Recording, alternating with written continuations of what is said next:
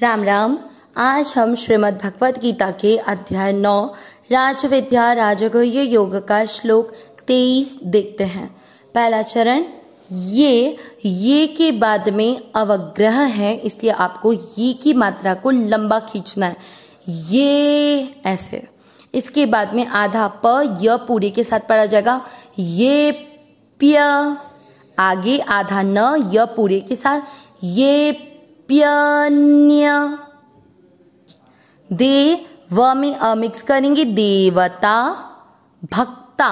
ये भ के बाद में जो है उसको क्या पढ़ेंगे, जैसे अपन ने युक्ता नाम पिछले श्लोक में ही देखा है, भ के साथ आधा क, भक्ता। पहला चरण रिपीट, ये प्यन्य देवता भक्ता। सेकंड चरण य में मिक्स करेंगे, ज के साथ आधा न, यजन्ते। श्र का अर्थ होता है श आधा र पूरा श्र के साथ आधा द, ध पूरा द और ध ध्यान देना है, श्रद्ध एंड देन ध से धनुष पूरा है तो धया। मात्रा के अंदर आधा न और व पूरा है, आधी न को आप मात्रा के बाहर या के साथ पढ़ेंगे, धयान। बचा व पूरा, व पे ई की मात्रा वी, धयान्विता। शब्द पूरा होने के बाद ता में आ की मात्रा तो विसर्ग को पढ़ेंगे हा, ताहा। क्या हुआ दूसरा चरण, यजन्ते श्रद्धयान्विताः। पहला और दूसरा चरण साथ में, ये प्यन्य देवता भक्ता यजन्ते श्रद्धयान्विताः। तीसरा चरण देखेंगे, ते के बाद में है अवग्रह, आपको मात्रा को लंबा खींचना है, ते पी, आपको पी को नहीं खींचना, ते के बाद में अवग्रह, इसलिए ते की मात्रा को लंबा खींचते हुए बोलना है, ते पी। मामे व में मिक्स करेंगे, मामे व। क पे औ की मात्रा कौ के साथ आधा न, कौन्तेय। तीसरा चरण रिपीट, तेपि मामेव कौन्तेय। चौथा चरण य पूरा, य में मिक्स करेंगे, ज के साथ आधा न, यजन आधे त, यजन एंड देन त आधा और य पूरा, यजन्त्य। विधि, वी और धी दोनों मात्रा छोटी, लंबा नहीं खींचना, विधि। पू की मात्रा बड़ी है, व के ऊपर है आधार, व में मिक्स करेंगे, पूर्व। क के साथ आधा म, पूर्वकम। चौथा चरण रिपीट, यजन्त्य विधि पूर्वकम। तीसरा और चौथा चरण साथ में, तेपि मामेव कौन्तेय यजन्त्य विधि पूर्वकम। पूरे श्लोक का उच्चारण एक साथ, ये प्यन्य देवता भक्ता यजन्ते श्रद्धयान्विताः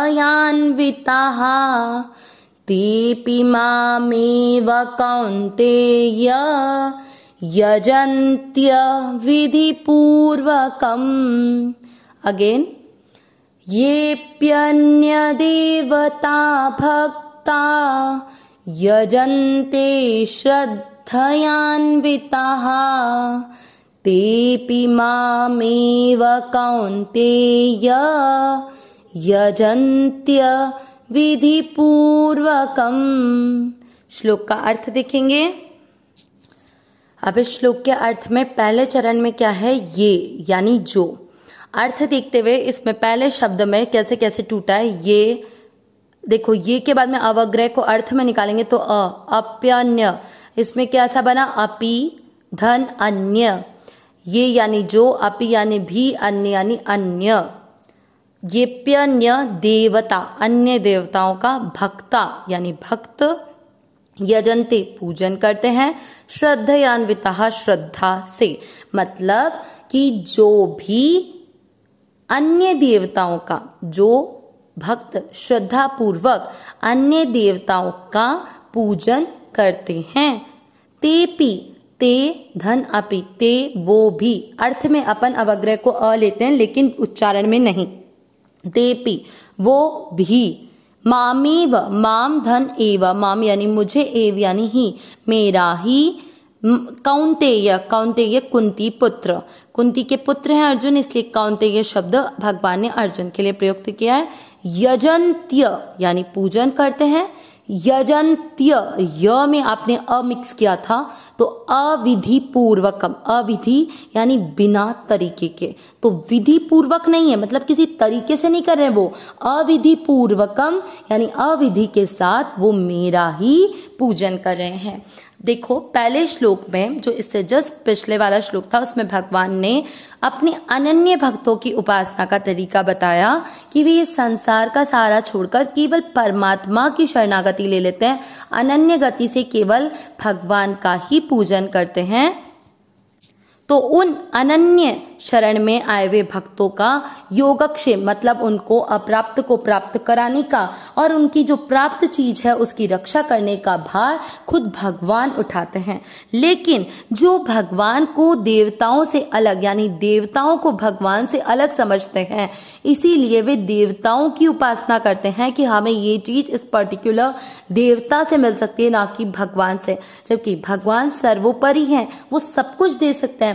लेकिन फिर भी जो देवताओं को भगवान से अलग समझते हैं और ऐसा समझकर जो अन्य देवताओं की श्रद्धा पूर्वक उपासना करते हैं वो वास्तव में पूजन तो परमात्मा का ही करते हैं, लेकिन वो अविधि पूर्व यानी अविधि के साथ में वो भगवान का पूजन करते हैं। तो इस तरह पूरा अर्थ हुआ कि जो भी भक्त श्रद्धा पूर्वक अन्य देवताओं की पूजा करते हैं, हे कुंती नंदन, वे मेरा ही पूजन करते हैं, लेकिन उनके पूजन का तरीका अविधि पूर्वक है यानी अविधि के साथ करते हैं, क्योंकि वो देवताओं को मुझसे अलग समझते हैं, जबकि वास्तव में सारे देवता भी भगवान के अंडर ही कार्य करते हैं। इसीलिए देवताओं को पूजन करना चाहिए पर भगवान को देवताओं से अलग ना समझकर सर्वोपरि परमात्मा की शरणागति को स्वीकार करना चाहिए, जिससे कि स्वयं परमात्मा हमारी चिंता करे, हमें तो केवल परमात्मा की शरणागति में चले जाना है।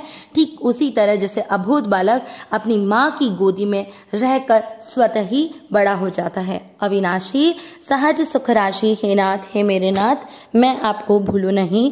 नारायण नारायण नारायण नारायण।